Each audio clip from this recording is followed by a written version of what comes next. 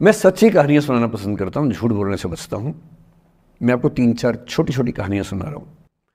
ये सारी कहानियाँ सच्ची हैं, 1-1% सच्ची हैं, पर मैं किसी का नाम नहीं लूँगा। जिनकी कहानी है उनका नाम नहीं लूँगा, उनकी प्राइवेसी का मामला है। पर हाँ, सच्ची कहानियाँ हैं। अच्छी बात है कि इन कहानियों के किरदार हम लोग नहीं बने, ईश्वर करे हम कभी ना बने, लेकिन कहानियाँ सच्ची हैं। जब मैं दिल्ली आया था 1990 में, मैं हरियाणा के एक शहर से, भिवानी से दिल्ली आया था पढ़ने के लिए। मेरे ड्रीम कॉलेज में हंसराज भी एक था, पर मेरा संयुक्त से मेरा एडमिशन जाकिर हुसैन में हुआ। मेरे अंक ठीक थे, यहाँ हो सकता था, पर मैं तो नई दिल्ली स्टेशन पे उतरा, बाहर निकला, पता लगा वहीं एक कॉलेज है, वहीं एडमिशन ले लिया मैंने।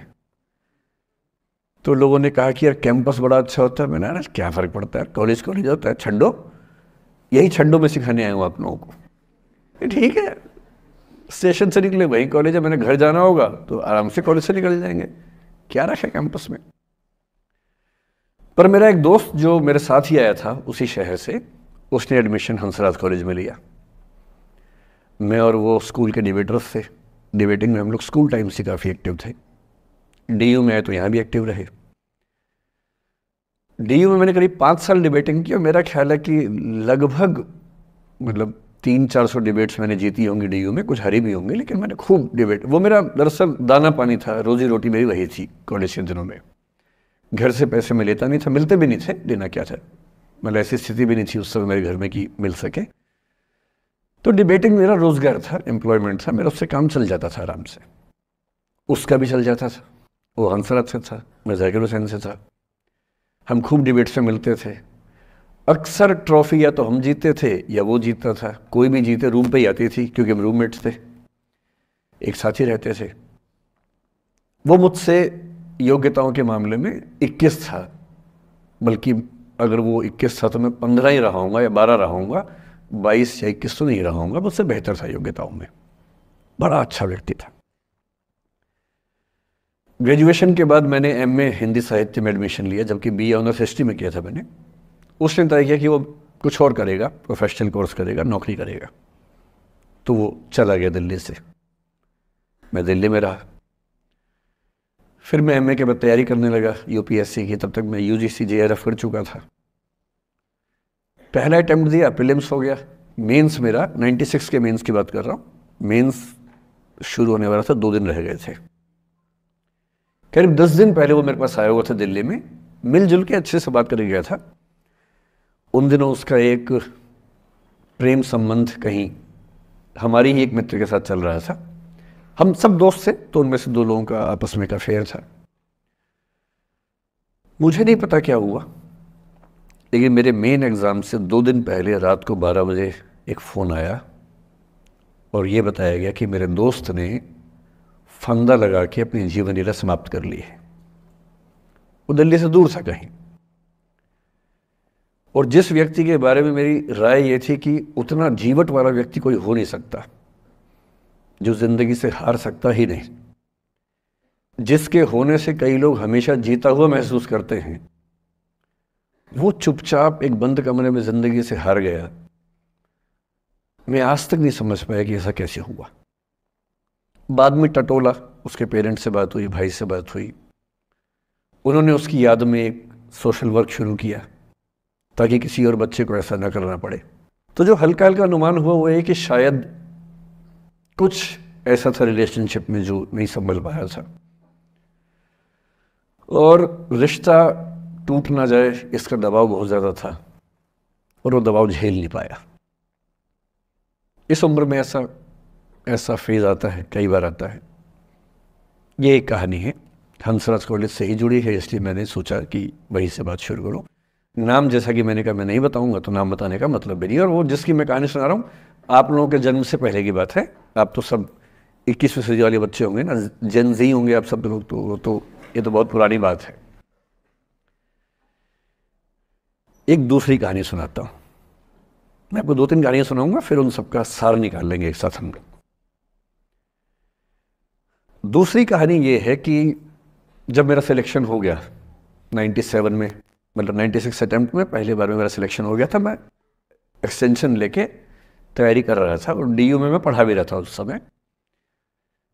तब मैं शायद डीएवी कॉलेज में था या अग्रसेन को, मैं 2 जगह पढ़ा है डीयू में, तो उनमें से किसी कॉलेज में पढ़ा रहा था उस समय में।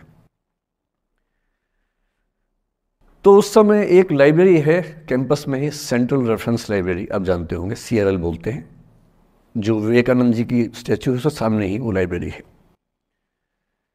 उस लाइब्रेरी में नीचे सब बैठ के पढ़ते हैं और टॉप फ्लोर पे रिसर्च फ्लोर है जहाँ MPhil PhD वाले बच्चे पढ़ते हैं। मैं उस समय शायद PhD कर रहा था या MPhil खत्म हुई थी, वहीं बैठता था, पढ़ता था रोज़। कई दोस्त पढ़ते थे हम लोग वहाँ। हम सुबह 8 बजे लाइब्रेरी खुलते ही वहाँ घुसते थे, रात को 1 बजे निकलते थे लाइब्रेरी बंद होने के समय। तो वहाँ एक छत थी, छत पे छोटी सी कैंटीन थी जहाँ हम लोग जब जब बोर होते थे दिन में 3-4 बार जाके चाय पीते थे। चाय पी ली, बिस्किट खा लिया, थोड़ी गप्पे मार ली, वो सब वहाँ करते थे। तो वहाँ मेरे बहुत सारे दोस्त थे, उनमें से कई लोग अब बहुत सीनियर सिविल सर्वेंट्स हैं, कुछ लोग प्रोफेसर्स हैं DU में। 2 बच्चे थे मुझसे जूनियर, 3-4 साल जूनियर थे, बड़े प्यारे बच्चे थे। मुझे उस समय तक पढ़ाई लिखाई का शौक अच्छा खासा हो गया था, तो वो रोज़ मेरे साथ बैठते थे केवल बात करने के लिए, किसी मुद्दे पर बहस करनी है तो बहस होती थी, समझते थे। फिर मुझे पता लगा कि वो दोनों रिलेशनशिप में हैं, रिश्ते में हैं, दोनों ने शादी भी कर ली। उनकी योजना DU में पढ़ाने की थी या सिविल सर्विस की भी थी, शायद पता नहीं। मेरा इंटरेक्शन बहुत ज़्यादा उसके बाद रहा नहीं उनसे, क्योंकि मैं सर्विस में चला गया था। इतने जिज्ञासु बच्चे थे दोनों, इतने जिज्ञासु कि उनसे मिलकर तबीयत खुश हो जाती थी, कि हर चीज़ जानने का मन करता था उनका, हर विषय पढ़ने का मन करता था। एकदम जीवन से भरे हुए बच्चे, आंखों में चमक ऐसे। फिर दोनों की शादी हुई तो मैं शादी में जा नहीं पाया, क्योंकि मेरा रिश्ता सिर्फ लाइब्रेरी में 1 घंटा गप मारने वाला था, उससे ज़्यादा था नहीं रिश्ता उनके साथ। फिर सुनता रहता था कि मैं सब बढ़िया चल रहे, पढ़ाई कर रहे हैं, तैयारी कर रहे हैं। इंटरकास्ट मैरिज की उन लोगों ने, खूब हंगामा हुआ, दोनों घर में तलवारें खिंच गई, किसी तरह से तलवारें संभाली गई, मैनेज हुआ, दोनों साथ रहने लगे। और फिर 3-4 साल के बाद एक दिन मैंने खबर सुनी कि उस बच्ची ने फंदा लगा के जीवन लीला समाप्त कर ली। ये बात भी दिल्ली विश्वविद्यालय की, ये उस दौर के सब लोग इस कहानी को जानते हैं। मेरे ख्याल से ये दोनों कहानी आपके प्रिंसिपल मैडम जानती होंगी, नहीं ध्यान कर पाएंगे तो मैं उनको जैसे नाम बोलूँगा अकेले में वो तुरंत समझ जाएंगे मैं किसकी बात कर रहा हूँ। मैं आज तक नहीं समझ पाया कि ऐसा क्या हुआ होगा। तो बाद में अनुमान जो हुआ वो ये, इंटरकास्ट मैरिज, परिवार का दबाव, समाज का दबाव, आपस के दबाव, टॉक्सिक रिलेशनशिप, अंत में उस दबाव को न झेल पाना और जीवन समाप्त कर देना, ये हुआ। ये 2 घटनाएं हैं। एक तीसरी घटना ये है कि दिल्ली में आज से 25 साल पहले एक घटना घटी। आप लोग तो बस पैदा हुए होंगे, घुटनों में चल रहे होंगे, या उससे 5-7 साल पहले की बात रही होगी। ये घटना दिल्ली के सब सीनियर लोग जानते हैं, जिनकी उम्र 35-40 साल है वो सब जानते हैं इस घटना को।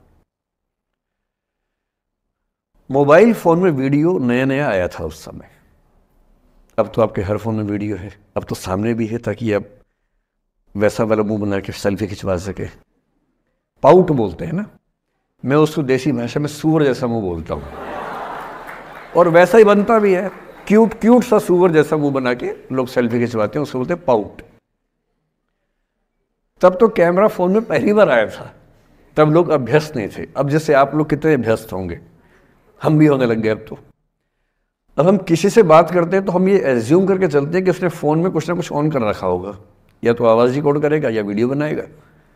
तुम कितने केयरफुल होकर बोलते हैं, कितने कॉन्शियस रहते हैं।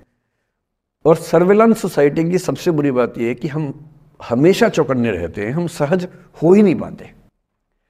सहज रूप से 2 लोग बात कर लें, हो ही नहीं पाता। तो मैं तो अपने ऑफिस में कई बार ऐसा करता हूँ, जब हम 3-4 लोग बैठते हैं इनफॉर्मल बातचीत के लिए, हम सब अपना अपना फ़ोन कमरे के बाहर छोड़ के आ जाते हैं, फिर 2 घंटे बात करते हैं, इस भय से मुक्त होके कि कहीं कोई रिकॉर्ड तो नहीं कर रहा। ये हालत है आज की। उस ज़माने में तो फ़ोन थे। मोबाइल फ़ोन आया था भारत में लगभग 1995 के आसपास पहली बार। बड़ा महंगा था, 16 रुपये प्रति मिनट इनकमिंग, 16 रुपये प्रति मिनट आउटगोइंग, ये रेट से उस समय। और फ़ोन वो थे जिनसे आप कील भी ठोक सकते हैं, वैसे वाले फ़ोन थे, बटन वाले फ़ोन थे। नोकिया एक कंपनी थी, उसके फ़ोन हुआ करते थे। उसके 4-5 साल के बाद क्या हुआ, पहली बार किसी कंपनी ने फ़ोन में कैमरा लगा दिया। ये बात उस समय के लोग नहीं समझते थे। जब भी नई तकनीक आती है उसको समझने में टाइम लगता है। जो पहले समझते हैं फ़ायदा उठा लेते हैं, जो थोड़ा लेट समझते हैं वो उसका नुकसान उठाते हैं। उस समय दिल्ली के एक प्रसिद्ध स्कूल में 11वीं 12वीं क्लास के 2 बच्चों में आपस में कोई रिलेशनशिप रही होगी। वो दोनों किसी ऐसी सिचुएशन में थे जो सिचुएशन बहुत ही प्राइवेट किस्म की थी, बहुत निजी किस्म की थी, जिसको पब्लिक नहीं कर सकते। कुछ फिजिकल रिलेशनशिप जैसा मामला था।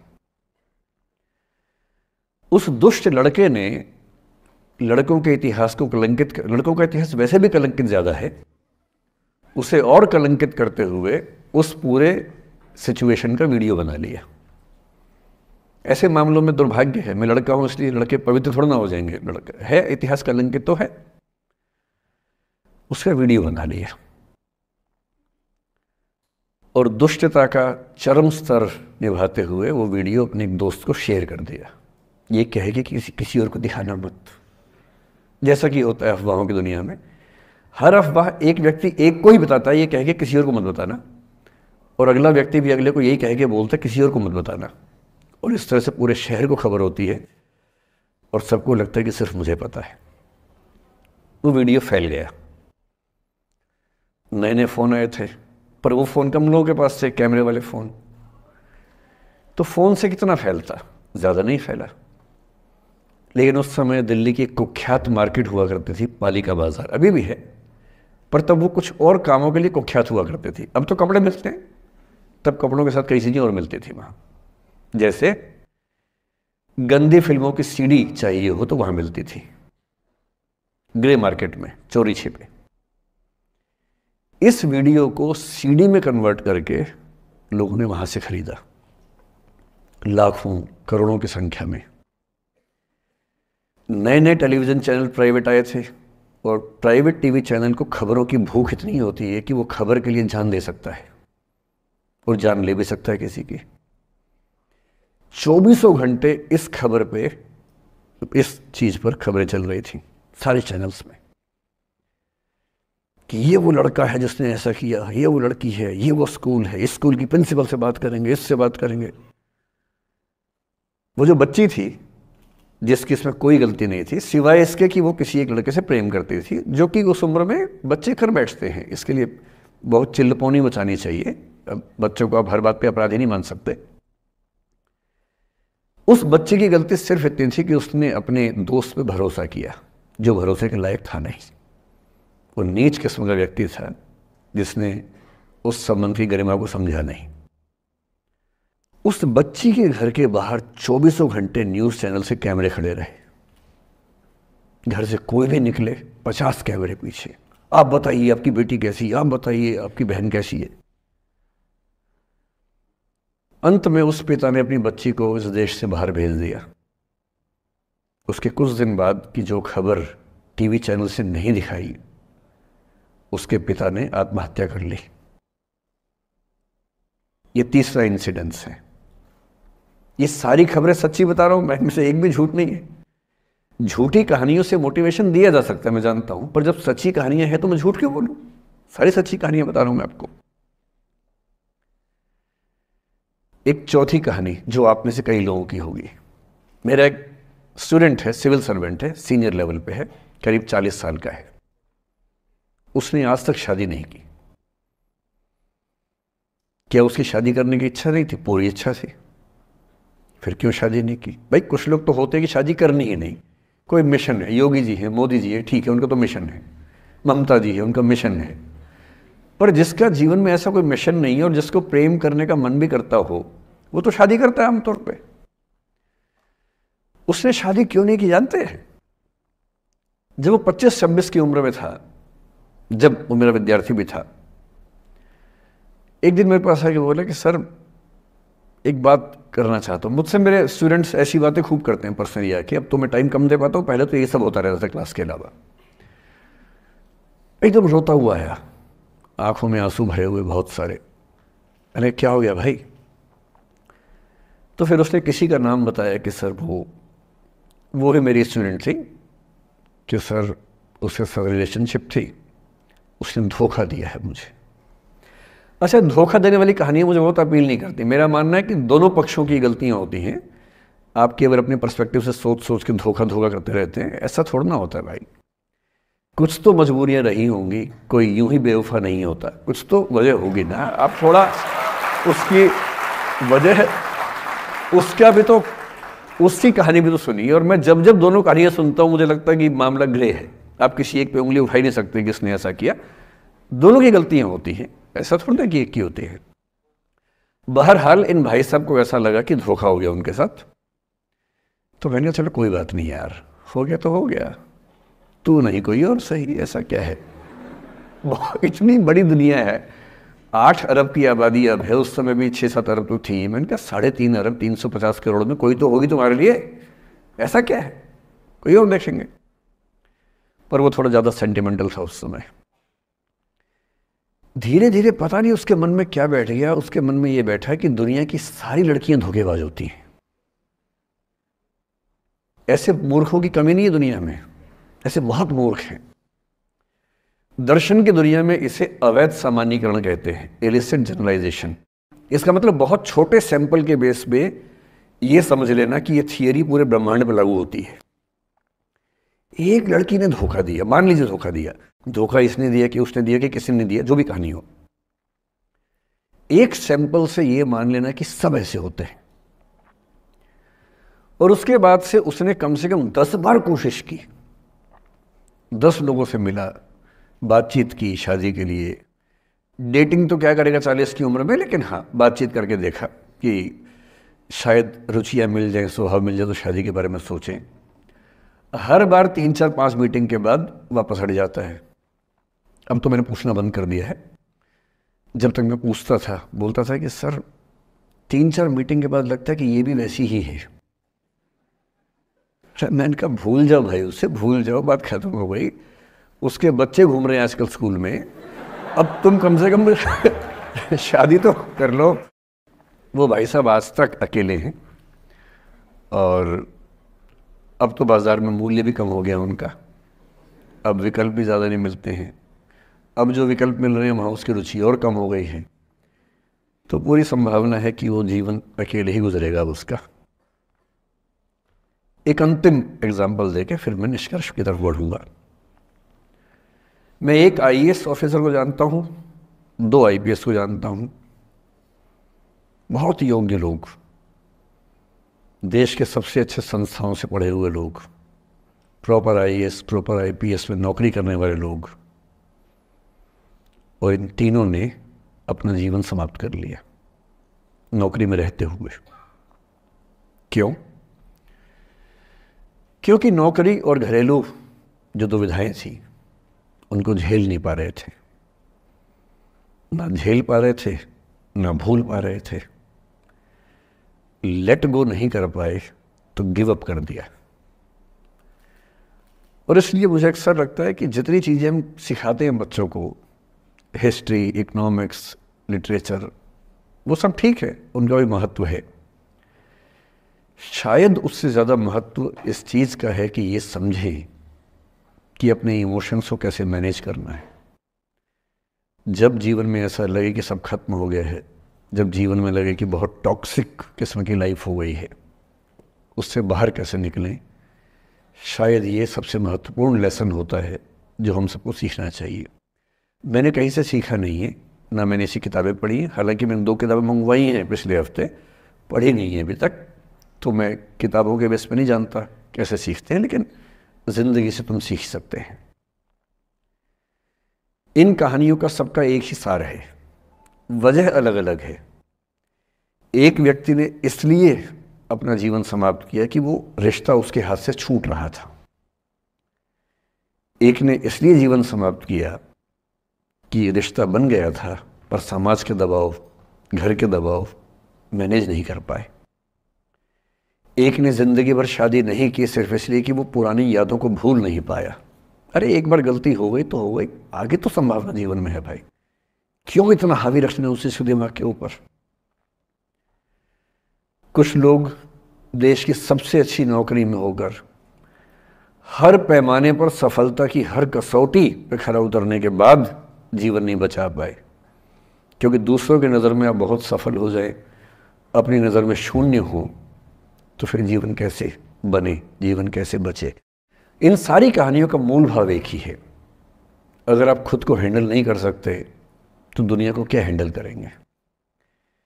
दुनिया को हैंडल करने से पहले खुद को हैंडल करना सीखना पड़ता है, और उसका सबसे आसान जो रामबाण उपाय है उसको बोलते हैं द आर्ट ऑफ लेटिंग गो। जाने दो। वो अफसाना जिसे अंजाम तक लाना न हो मुमकिन, उसे एक खूबसूरत मोड़ देकर छोड़ना अच्छा।